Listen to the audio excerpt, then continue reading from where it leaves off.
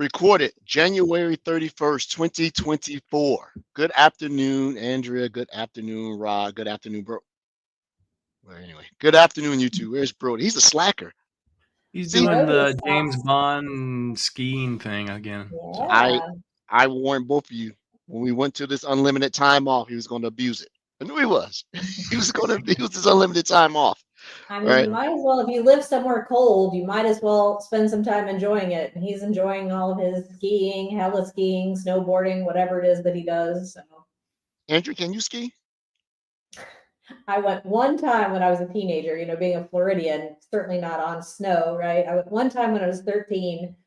I fell down so many times that I never wanted to go again. So. Huh. Oddly enough, I have skied. I can stand up on skis. I cannot ski. I can snowboard my butt off. I don't know how that translates. The falls are easier on the snowboard to me because contrary to popular belief, snow hurts. It burns when you fall, like cold sand. Yeah. Hey, I'm on my company laptop because I'm like, why does it look so different? I can't see anything, and I'm not logged in. But Andrew, tell me something good. I don't know if I have anything good. I've had a frustrating day. I got a package yesterday and I opened it downstairs here in my office and I kept saying to myself, take this thing upstairs and put it in your bedroom. Take this thing upstairs and put it in your bedroom. And now I cannot find for the life of me what I did with the thing. So I've been spending the last hour tearing. I'm like, I looked in the garbage. I looked in the refrigerator. I'm like, clearly I put it somewhere, but I have no idea where. There is a proven, scientific theory of quantum entanglement that has not ever been disproven. You will find it in the last place you look. It'll be there. But what about? I want to meet the person that goes on and continues looking after they find it. That's the person. That would probably be me. Yeah. So frustrating, personal, but anything good at work? Bad at work? Oh, I mean, getting ready. I'm heading out to Seattle next week. I told you. Also excited to see you in person, Edward Walton. Meet my new team, learn more about Copilot for security. So excited about all of that for sure. I have a friend coming in town. This is personal. A friend coming town this weekend. So excited to see one of my friends from grad school. So lots of good stuff going on. Yeah. I'm happen to be in the office today, and they're doing a breakout session around a bunch of topics for the health and life sciences group here from at Microsoft, and there's a lot of people in the office. I mean, somebody has money because there's a gazillion people. Your name came up several times, and everybody's gonna be happy to see you out in Rep. I'm like, oh, she's gonna be there. I'm like, yeah. So Tony Sims told me to give you a hug. There you go. He was here, and a few others are going to be out there. So you'll get to see a lot of your comrades. For me, sort of like too, studying for some certification stuff. Actually, start trying to write out a show outline because I know that the people have demanded that we do a show or two on certifications, right? And I think Andrew, you had 2 pivots, right? People's personal journeys and the value of certain certs. I believe those are the prevailing topics. So at least Hendrik has talked about it. Andre wants to get on. Trevor Smith, who's listened to the show, shout out Trevor and the rest of the team. He wants to participate. So I think that we just need to figure out the month that we're going to do it because we know that next month is going to be women in cyber. Right. Well, so I'm trying to line up guests. We have 1 day left before next month. Yeah. Was that February yet? Oh, yeah. Exactly. Well, to me, today is New Year's Eve because my first of the year starts February 1st. And been that way since I don't celebrate. Does that mean your New Year's resolutions are officially over? I don't do those things. That's what, I know. Yeah, I don't do resolutions. I do revolutions. Not resolution. No, it's just a thing that I started doing years ago. Is all the people in the gym takes about a month before their resolve breaks. Then I can get back. Right. Thanks, Trevor Smith, for getting me that information on how to get the VMware licenses to get all my lab environment updated. So I did do it. You can share it in the notes. VMware or Broadcom has a way that you can buy their vCenter and workstation licenses, and they it's highly discounted and legal license. You buy them from VM. and I bought them. So I got my vCenter upgraded from some archaic 6.7 to whatever 7 that is, and then and I got a copy or a licensed copy of 17, which I needed to be able to run all the VMs for the SANS course I'm taking. So thanks, Trevor Smith, for that. It was pretty painless. Throw a credit card in, $200, get a vCenter license, and then you get a workstation license. So I'm good on that. So I've been working on that stuff. And I turned my EqualLogic SAN back on, and instantly I didn't have to heat the house anymore. So I turned the heat off because it's heating the house and making noise. So that's all I've. And Rod, last but not least, or least but not last, what have you been doing? I don't do anything. Speaking of VMware, did you see the news today? Was it today or yesterday or just recently? Broadcom lost a huge VMware customer in Dell. Oh, Dell yeah. sold VMware, and then so I don't know about VMware these days. People are, and in fact, I have periodically people reach out to me a number of different means and ways. And they want to know how to get a job at Microsoft, and they want to talk about it. And so I mentor folks, not just Microsoft, but also external to Microsoft. There's been a slew of people come from that VMware acquisition. It's like, I just don't want to work here anymore. Interesting. I think I mentioned it on the show, maybe in the backside, whereas I was on the plane, and we'll talk about offline that when that first announcement about the Broadcom thing and a few other things coming across, and the guy, you could tell he works at VMware, because I'm being nosy, looking over his shoulder, waiting in line on the plane to get to the restroom, and he slams his laptop shut. I mean, he startled the people next to him. So whatever news he got, he wasn't happy with. I'm like, VMware is one of those companies that the heyday made them take on a bunch of hubris that they were invincible. BlackBerry. Okay. Oh yeah. Yeah. And when the documentary comes out, you'll probably hear that they probably had a chance to probably be one of the cloud people, where it would have been, Azure, Google, AWS, VMware. But VMware was more concerned in going into data centers and just being your hypervisor and other data centers managed by Rackspace and all these places. They missed out on an opportunity to do it. They didn't see the future. Right. And then they got into these crazy agreements with Dell and Cisco building their little boxes, and then with HP building their little boxes. Think about it. Everybody's touched VMware, right? Andrew, you touched VMware. Everybody's done that. And to see them contract the way that they're going, I don't think enough pieces to buy off. What do they have that you want to buy? Well, and that really speaks in respect to vision, right? They just kind of rested on their laurels. There's a lot of companies that do that, and that's just super sad. It's a leadership issue. And if you look at how many patents and the mind share that they have, remember how close they were to the hardware. So a lot of hardware innovations were by virtue of making it so that the hypervisor would run. Right, the way CPUs, you have to go in and enable certain aspects of your firmware so they could run the hypervisor, where applications, and do all this stuff. And think about the innovation that they did, as well as Microsoft with Hyper-V, or how the network stack was affected by virtualization. They were thought leaders on all this stuff, right? So enough on them. And somebody says my YouTube black, silence is what they're called now, not RIM, not anything. They're silent. So, well, that wraps it up. Yeah. We have guests today. Really? We have guests today. And who are these guests? Do we know? We don't. We sort of left the door open, and they showed up. Oh my goodness! Hey. And so one of our guests is a prior guest who's returned, and that person has tricked her, counterpart in Pure to come on the show too. So, would you two like to introduce yourself as well as the topic for today? Yeah, I would love to. Macca, I'll let you go first, since just because your face isn't there. My face is not here because I am currently driving in a car to a customer. So it's a little tricky. No one wants to see the bottom half of my body, and that's it when I'm sitting there in a car. But my name's Andrew McMurray, but everyone calls me Macca because I'm Australian and I've got a Mac in my surname. So everyone becomes Macca. And coincidentally, we call McDonald's Macca's over here, so it's really good to be named after a hamburger. But I'm part of the Purview engineering team, M365 Purview, looking after MIP and DLP at Microsoft. And yeah, here to talk about Purview and looking forward to it.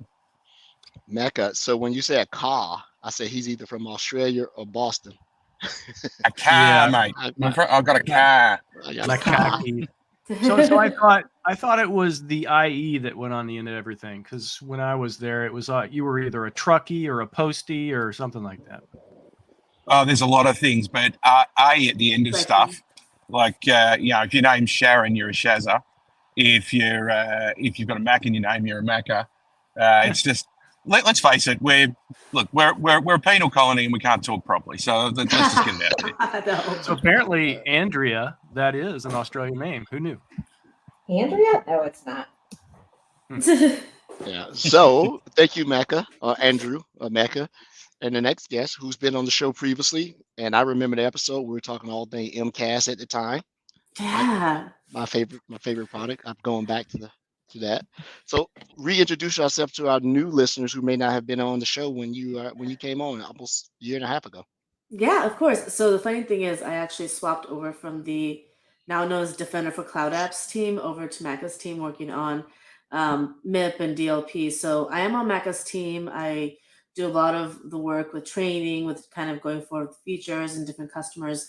But like the main topic that we're here for today is technically, hey, good evening, is technically for Purview overall, right? So there's going to be a lot of things there that I think Mac and I are very excited to bring to you guys, but also just everything gets touched by all the different product sets that we have, right? So very excited to be here today, and I can't believe it's been a year and a half since I last joined this overall podcast or show. Actually, is it a show or is it a podcast? What would you guys call it? It's show, an experience. Right? It's an experience. Okay, I like that. So it's been a bit of a time, but happy to be back, and I think I have maybe 1 or 2 extra lines now on my face from 18 months ago. So hoping that the next time it's not another 18 months, but very excited to be here today. So yeah. So thank you for coming on. The reason I invited you to, I had the privilege of being on one of your community webinars, and I'm like, hey, we got to get them to come talk about all things Purview, and I think when I was on the partner side, I did a lot of work on the AIP side, and when Andrew and I were on the same team, so I did MCAS, and I should tell people MCAS and AIP were like cousins, because MCAS would tell on AIP all the time and stuff like that. So that webinar was excellent, and I wanted our listeners to understand, hey, what's the hotness with Purview? What is the thing that people go, we got to use this product. We're already buying the premium E5 SKU or the security SKU, and Purview is there. So I wanted to have you on to come talk about what was relevant in Purview that listeners should be aware of, especially if they already have the enablement and all the coolness in it.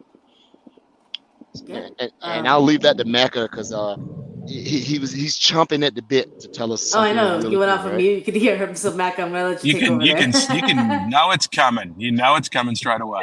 All right. Well, I'm going to talk until I end up in a bad area and then just disappear in that sing-song method that happens when you lose connectivity. But I think probably one of the big things I think that's hot at the moment in endpoint DLP specifically, obviously endpoint DLP came out some time ago, and we've had some really good responses to that, and a lot of customers are working with it. But I think one of the big things that's hot around endpoint DLP at the moment is the new just-in-time feature that we've brought out. And sort of to contextualize just-in-time, one of the things that you really need to be aware of is how endpoint DLP does its classification of data. And this trips up a lot of people, because a lot of people, when they're doing their initial testing of endpoint DLP, suddenly find that endpoint DLP doesn't stop some of their files going to USB, and they wonder what's going on. And it's really important to know that endpoint DLP doesn't actually look at what's inside a file unless it's a file creation action or a file edit action. And what happens is when people bring their machines into endpoint DLP, they generally have a lot of historical files sitting on the hard drive. And none of those historical files, if they haven't been opened and edited, are actually being scanned by endpoint DLP to see what's in them. So what happens is they do some testing, they create a brand new file, They put a credit card number in it. They try to put it into USB. And of course, what's happened is it's now been scanned. And Endpoint DLP says, I'm not going to let you do that. And then they say, that's cool. And then they go to one of their other historical files with a credit card number in it, try and put it onto USB. And Endpoint DLP says, yeah, no worries. Not a problem. I haven't looked at that. I don't care. Straight onto USB. And I think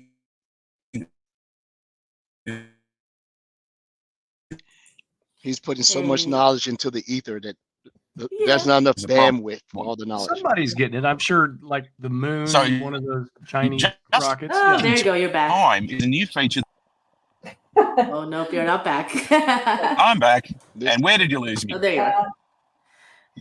Sarah, I'll let you take over the rest of that. My memory is not the greatest. So you said just in time, the new feature, and then blah. Okay. So let's Can you assume hear that me we now? pressed rewind, but yeah, we Yes, can hear you now. Yeah. Excellent. All right. So I just started talking about what just in time does. So just in time is a new feature that allows us to stop any action happening on a file that we haven't scanned while we go ahead and scan it, make sure it's okay, and then let it go. So the example I gave you before, where we had a historic file that hadn't been scanned with a credit card number in it, just in time will catch that attempt to move that historic file to a USB, pop up a toast notification to say, just chill. I'm looking at this and I'm looking at what's in it now. I'm doing the scan for you. And then if it finds something that shouldn't be there, blocks it. If it doesn't, it's now been scanned. It's going to know for next time and let it into the USB in this case, or wherever it is we might be putting it. So that solves that entire problem of those historic files that traditionally wouldn't be caught by Endpoint DLP until they'd been opened and edited and resaved. So that is one of my favorite features right now. And you turn it on for the entire tenant. You can turn it on for everybody in the tenant, or you can turn it on for just individual groups if you want to. And you can even set default behavior. So if the machine's not connected to the internet, you can choose to just block anything we don't know about, or you can choose to allow things out that we don't know about, depending on your situation. So that's one of my favorite features right now. And that's my number one feature right now that you should check out if you're doing Endpoint DLP. And if you decided not to go near Endpoint DLP because of exactly that issue, it's time to reconsider and start evaluating again. So a piece of that, and just to clarify, because I'm trying to get this in my brain, because been delivering sessions for this Microsoft AI tour, and I'm sorry, every time I talk, the letters AI come out of my mouth. I apologize for that. But we tell customers there about Purview for data governance and all this stuff. So this just in time, it works with the existing monitored files, or will it work with all files? Because that was one of the questions that I regularly get. If I turn this on, how long does it take for this scan to complete before I can start using it for my entire tenant is covered? Does that make sense? Yeah, great question. And I think there's a nuance to be aware of here. So that concept of turning something on and then waiting for an entire tenant to be crawled, that's not just in time. Just in time is a feature that's only in effect on the endpoint, and it's for files that are traversing the endpoint that have never been scanned. The feature you're talking about, where we go ahead, we turn on the feature, and then we go right through your tenant, through Exchange, through OneDrive, through SharePoint, and we look at every single file in there, and we test every single file to see what's in it. We call that cold data crawl.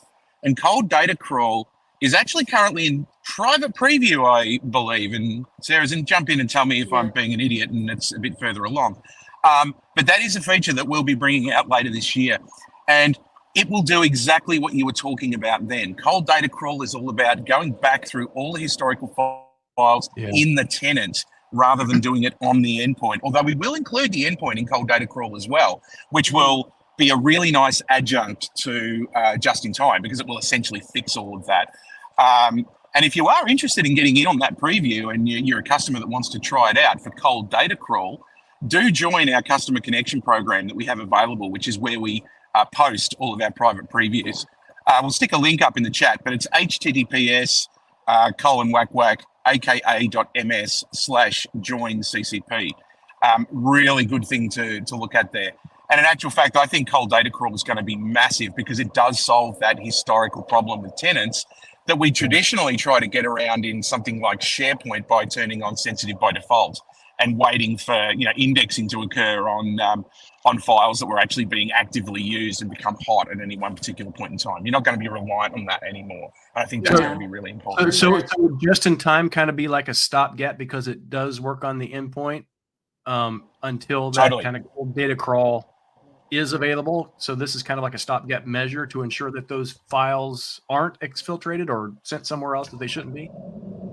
So long as the file traverses the endpoint, yes.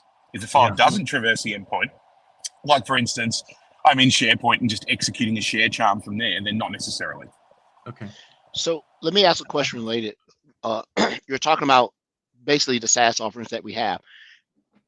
Is this a start of a depreciation of AIP scanner? How do you consider things that reside on the on-premise? Because it sounds like when I used to deploy AIP, one of the things we used to scan non-SaaS was to put an AIP scanner and then scan across. Am I out of the picture, or is the AIP scanner being replaced with this, or this is just a supplement to it? No, absolutely not. We're not replacing AIP Scanner. What we're actually going to be doing fairly soon is rebranding it into MIP Scanner, as we love to do. So the marketing folks are going to do that. But AIP Scanner definitely does not go away. That cold data crawl feature that we're talking about is initially in any way associated with the online services and with the endpoint. But AIP Scanner for hitting up your NAS shares and your from repositories. Yeah. Okay. It makes sense. And for our available.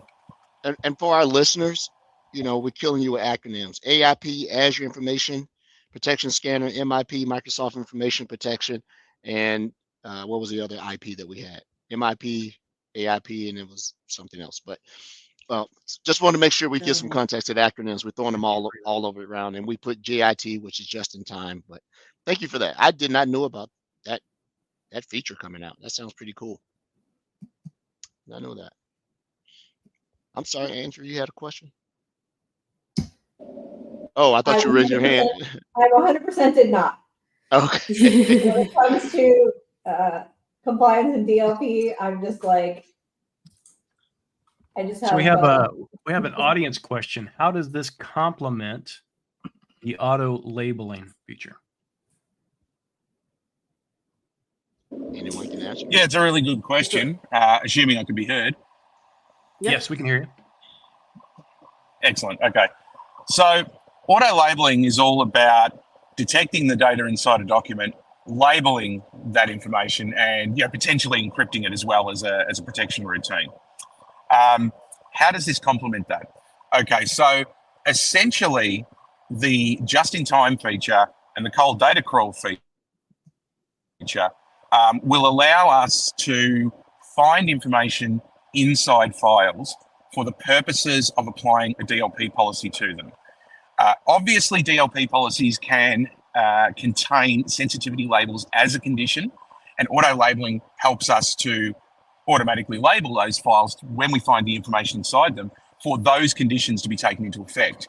But if we have a file that's not labeled and is not being caught by DLP through a labeling condition, then just-in-time and cold data crawl will allow us to find the sensitive information inside the document and then apply any DLP policies which are using SITs, sensitive information types, as a condition rather than sensitivity labels or in addition to sensitivity labels to those files. So think of them as complementary to each other, adding on benefits there. And when we look at the way our customers do DLP, almost 100% of our customers will use a combination of things like sensitive information types, sensitivity labels, named entities, exact data match types of detection methodologies to make the decision as to what to do.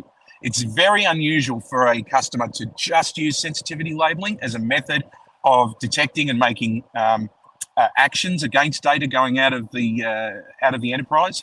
So it becomes just part of that holistic way of actually detecting the information and acting on the information that we found in a file.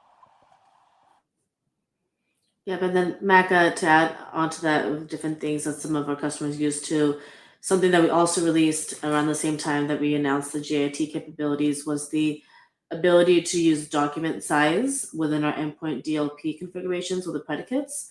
So if your document is greater than a specific size or equal to a specific size, that could also be something that's detected and blocked at that endpoint too. So they're just adding on different predicates here, and that's one of the things that was highly requested too, because we had that in our email DLP capabilities, and they wanted to make sure that we could also put that capability within our endpoint as well. I missed the question that just popped up on the screen there. Oh, it was just a confirmation. I thought it was a good confirmation. The individual that asked it earlier, I think they got confirmation of what that actually does. So yeah. So let me ask another question. With the enhancements of the way scanning documents, sensitivity, and types, does this extend out to non-Microsoft centric collaboration file types? And what about the OCR improvements, being able to see sensitive information type or collateral inside QR images? codes. Yeah. Yep. So the first part you're asking if it extends to non-Microsoft apps, or did I mishear that? File types. Let's just say a PDF. That seems to be the most prevalent outside of Word and Excel. A PDF app. What this thing? Yeah. What? Yeah, so PDF is supported. Do you mean more so about PDFs with? I'm just trying to get this here for the DLP overall, or do you mean auto labeling? Well, the just-in-time and the cold data crawl. If it's crawling the data, so the question is sort of embedded. You answered the first one, are PDFs supported? Yes. But what about sensitive information that may be in a PDF, such as a graphic that may have a SSN in it or a number? Or can it see graphical information and still do it? Gotcha. So for the OCR side, in order to ensure that's actually going into existing DLP policies, so we did release that end of last year. You have to go into your settings and turn on the OCR capabilities and choose the specific locations where you want it to be turned on, and it'll automatically then be included within your existing DLP policies that have those locations already in place. The only caveat to that is that it really depends on some of the pricing that's there, because there's a little bit of debate going back and forth with how to price the number of images that are being scanned in your environment. So assuming that we're in a perfect world, right, where that's not an issue, which I know is not an issue for most of our, which is an issue for most of our customers, but just to answer this, on the OCR side, you just have to enable it within the settings, and it'll automatically flow into those locations that are already existing in your DLP policies. So this sounds like, once again, the word not being said is AI in some form or fashion. Okay. Somebody asked the question in the thing. I think it was there you go. He just put it in there. Would this new data crawl feature be tied to, I dare say, Copilot? Well, let's just say all roads eventually lead to Copilot at some point in time.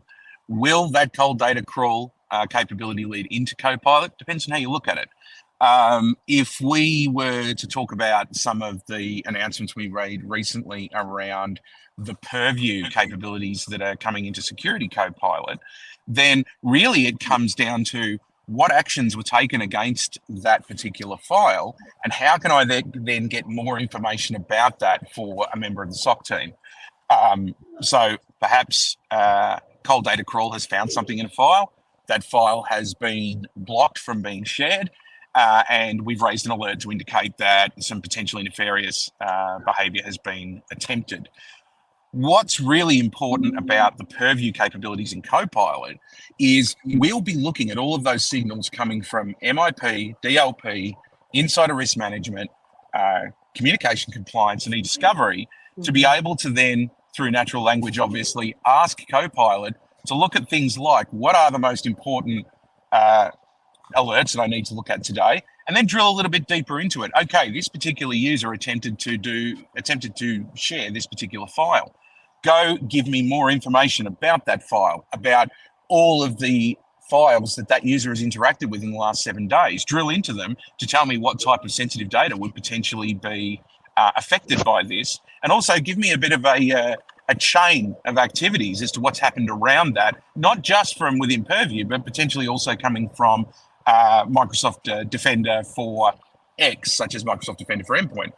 So I think that as we go along and as we get more mature with our AI solutions, obviously we're going to be grabbing a lot more information as to what's been signaled from us or to us through the different services. And those people out there right now that have Security Copilot as an early adopter, if you're part of the early access program, or EAP, if you want to use the three-letter acronyms that we're so fond of using, have the opportunity now to get into a preview program on the Purview capabilities in Security Copilot to start looking at some of that stuff. And if you are interested in getting onto that private preview and you are a member of the early access program, then do get in touch with your Microsoft account team, and they can get you some more information on potentially working with us to help shape that product as we go. I have actually met 2 EAP participants in real life in the past 3 weeks. I thought, who does that, right? I'm just the luckiest guy in the world. To be able to meet in person in general, I think that's cool. And in fact, they're part of EAP. That makes it even better. Yeah, right. So you actually see people in public, and then they actually happen to be part of the early adopter program for Copilot for security. So how do you know this, Rod? Do you quiz every single person that you meet?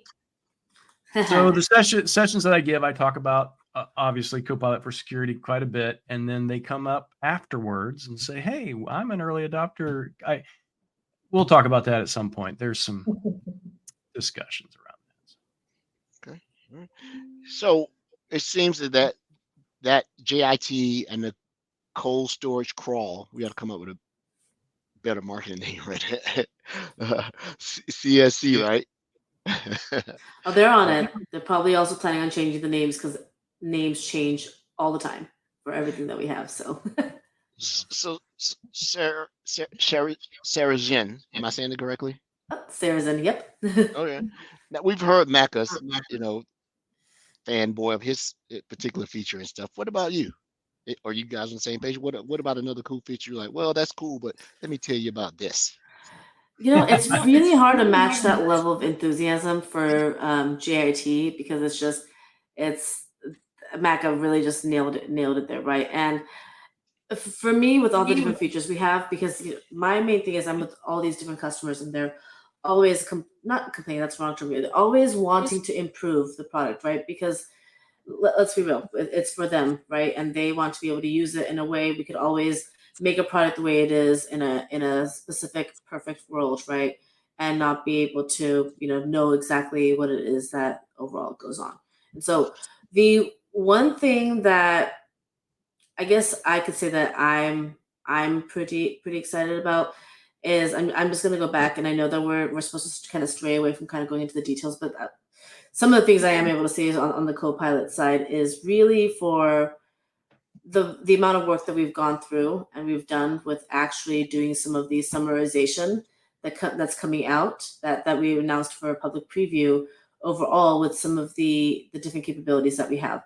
And the reason I'm so excited for is because myself, Mac, and the team, we were all kind of part of that process behind the scenes of the customers that were involved with the work that actually went to release that, and to see it come out. And I know I'm not matching the same level of enthusiasm, and that's also because we're kind of restricted on what we can say, right? It's something that is absolutely fantastic because there's so many customers that were involved. We had so many discussions. We went back and forth. They tested so much just to get that first edition of Microsoft Security or Microsoft Copilot for Microsoft Purview out. And that's where I'm honestly the most excited about, and really working on it now, even with some of the prior preview customers that are coming in to further improve that.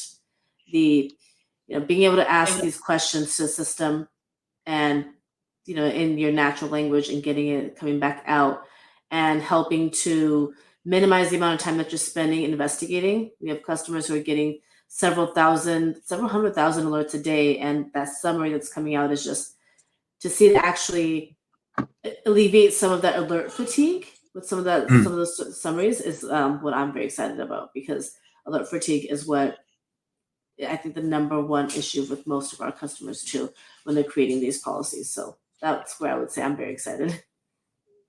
So Microsoft likes to tout is integration prowess.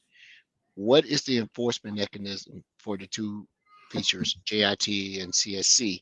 Is it MDE or is it MCAS? Or is it Intune with some type of Intune policy like a ASR? So how do you enforce that? Who's going to say, if you have an enforcement mechanism, who's going to say don't do that or notify? I know that endpoint DLP is part of MIP, but does MCAS or either Intune or does MDE? Who's going to be the person that's going to lay down the law? So the way the Defender for Endpoint DLP works is on Defender for Endpoint most of the time, right? You can also do basic script to get your device onboarded. If you have those devices that are running on the Defender for Endpoint functionality, that's what's going to be coming into place. The Intune is one of the most common ways of having the integration between Defender for Endpoint and Intune turned on. And of course, Defender for Cloud Apps already works on those. So I want to say that it depends. And the reason I say that it depends is it depends on the organization as to where they are doing most of their device control and device onboarding overall. Defender for Cloud Apps, I think, it builds onto those two, right? Because you have the device management being done with Intune, and then of course the endpoint DLP functioning on top of the Defender for Endpoint functionality at that point.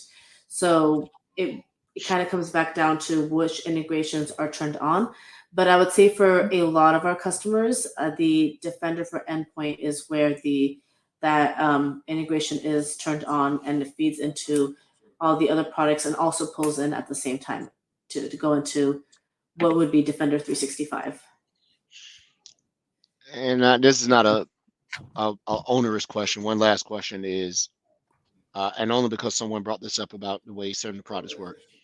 What is the parity across Macs? I'm not going to talk about Linux, because if you're using Linux as your desktop operating system, you're a different type of person. You're a different type of person, and I don't want to be your friend. But what about Macintosh?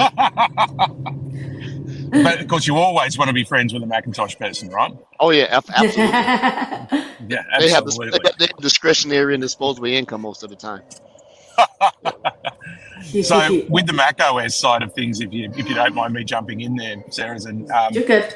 the way we look at the engineering work when we're doing endpoint DLP is Windows is always our first release for those features, and Mac OS is done after we've validated those features effectively with Windows.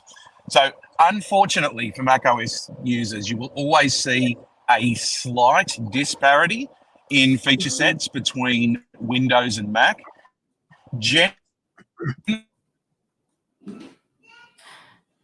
Maka, you're cutting off there. See Windows features here. Did I lose everyone? Yeah, we lost you. We lost you. Got a few words. Hey! It was like one of those crazy movies where people do that to try to get off the phone. Yeah, right.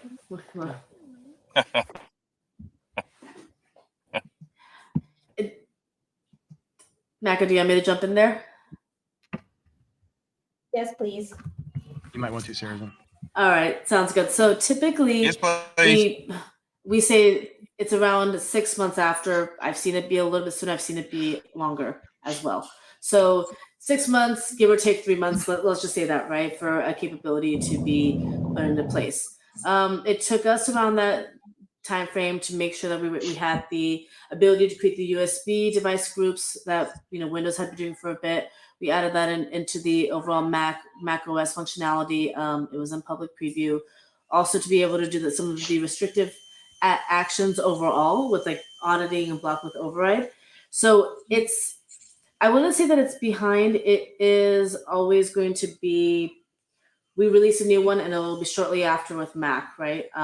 However, I know that some of our competitors do have this, I guess, condition. If there's a Mac update that comes into place, that the existing policies will automatically have to be reinitiated back into those devices. which is not the case with ours.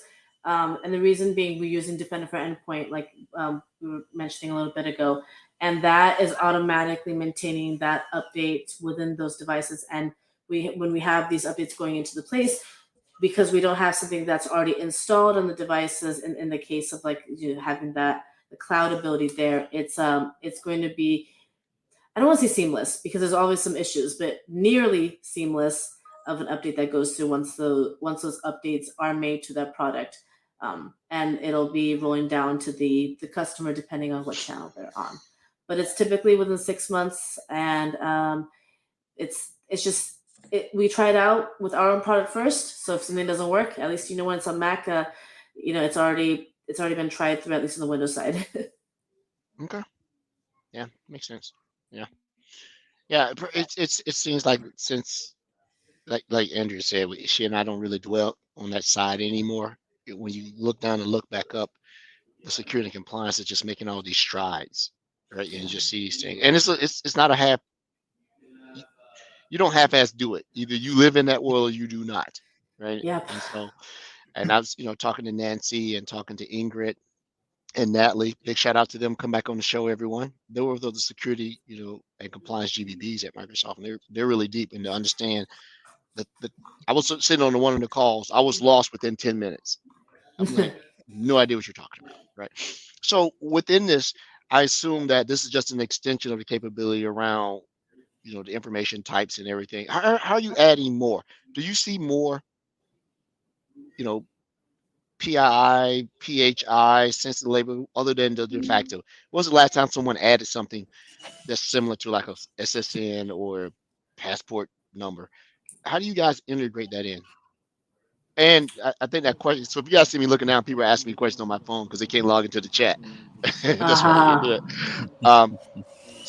What about non-traditional sensitivity stuff like, the secret part number for the transversal Yeah, space engine yeah, that comes in? yeah, absolutely. I mean, that sort of stuff's always going to happen, right?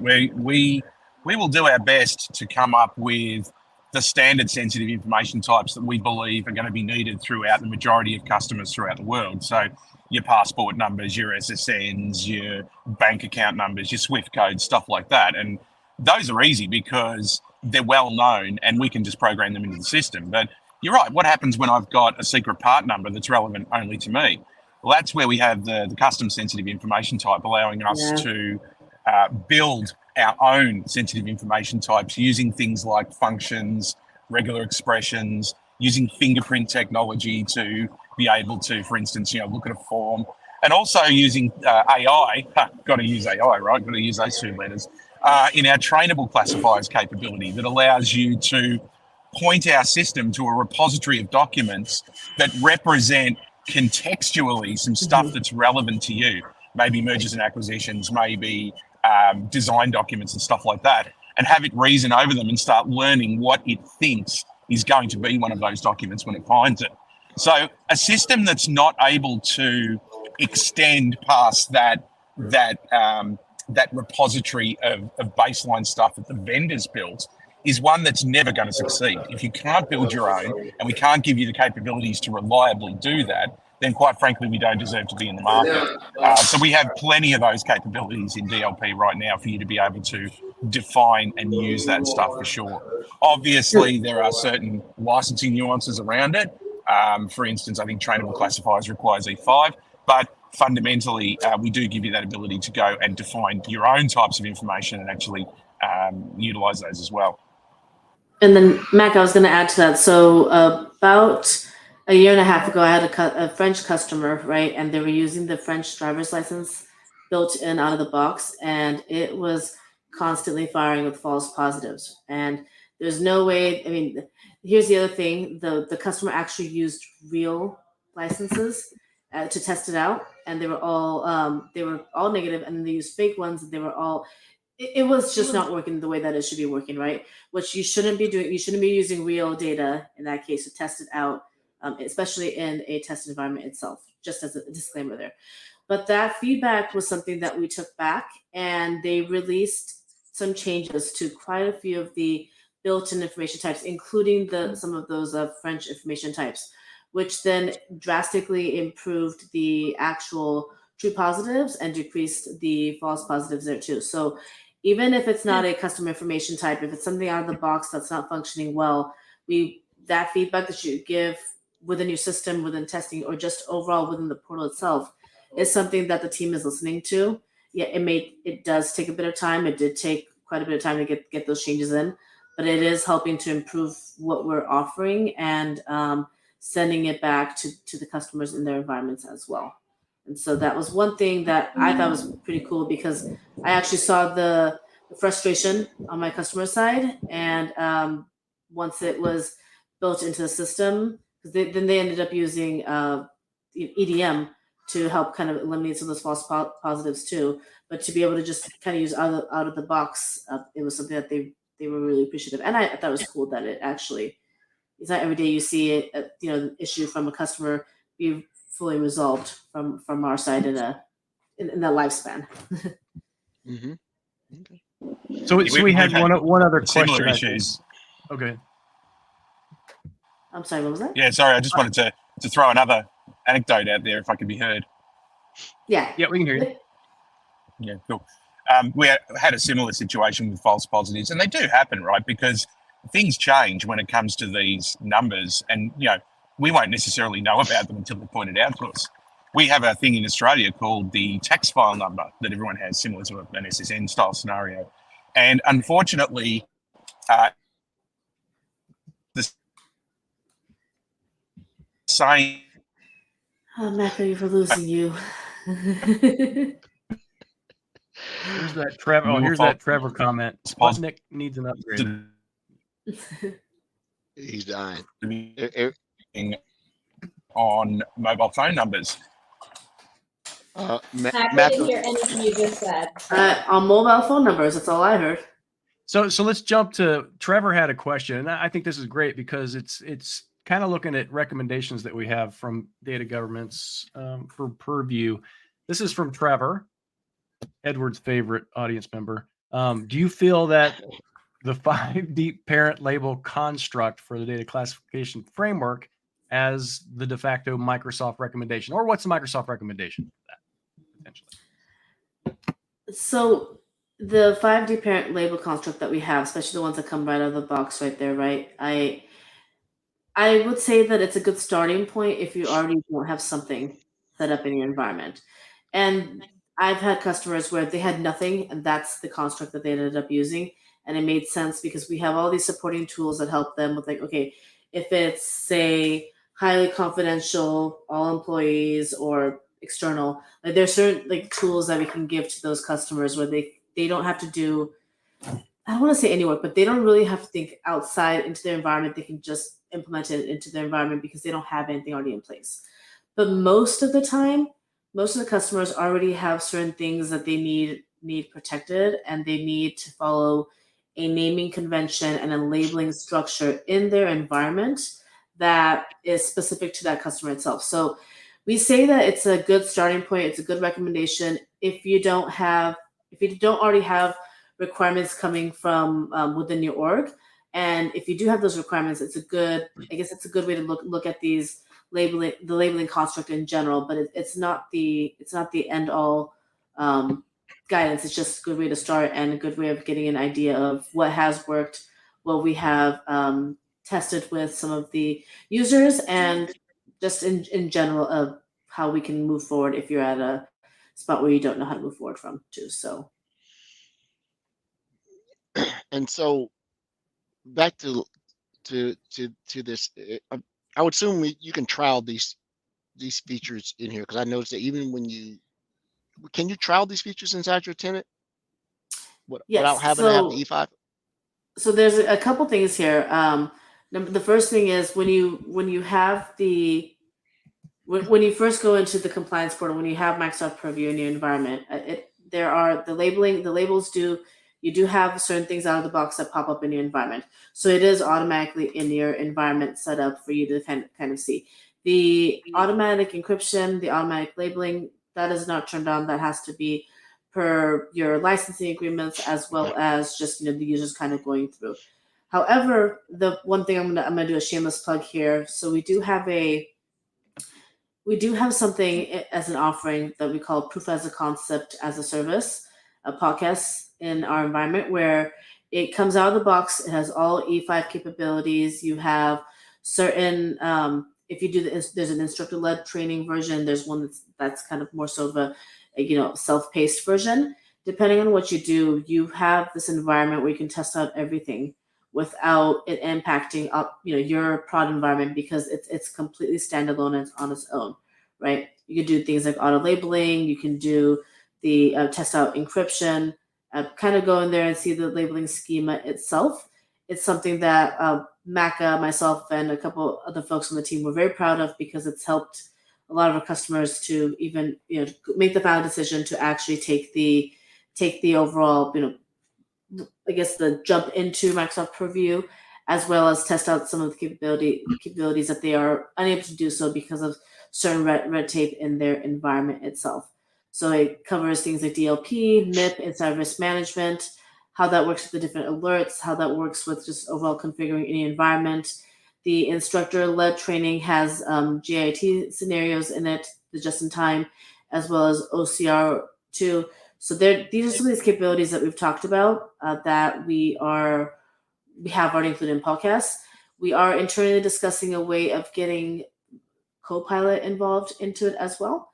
So if that, in addition to being part of the private preview program, if you are interested in testing out some of those capabilities too, that's something that we're looking to somehow incorporate in the future. We haven't really quite figured out how, but it is something that is on our roadmap to include for the podcast engagement itself. You know what I just noticed? Anytime someone says the word Copilot, it like grabs my attention. I just look like right away. Why is that? Not Andrew. You're like Copilot. Yes, that's what that's. Yeah. It Copilot won't be was long. Andrea's going to hate that word. Yeah, Yeah. The it'll word be there. for that is money. That's the word that always grabs my attention. Money. Mhm. Money. And you keep saying Copilot, and am I to assume you're talking about Copilot for security? Because Yes, that is correct, Okay. and that is my apologies with the naming convention there. No, Well, no. that's interesting though too, because I think it's probably important for our audience, listeners, and the people watching in. Purview is going to provide some capability for both, right? So number one, Copilot for security, but then also the other side, the other Copilot stuff, right? Because don't we need data security for what Copilot in Windows and Copilot for Yep. Edge and all that stuff? So the new name that we're moving forward to is the Microsoft Copilot and Microsoft Purview, and that's what we're summarizing everything that's kind of integrated with the different parts of Purview. So whether it's the integration with inside risk management or DLP or MIP or e-discovery or communication compliance, that naming convention is all going together and falling into the Microsoft Copilot and Microsoft Purview for that naming convention. And that's a great segue as we get ready to wind up the show. This tips back into something I learned last week, that there was a KQL for Purview, right? So you just can't assume, that the Copilot is for that. So this Copilot for Purview, that's interesting, because I don't know if Andrew, you and Rod, I did not know that there was a separate KQL for what for Purview that was I guess talked about last week, but that's interesting. Copilot for security for Purview, or Copilot for Purview.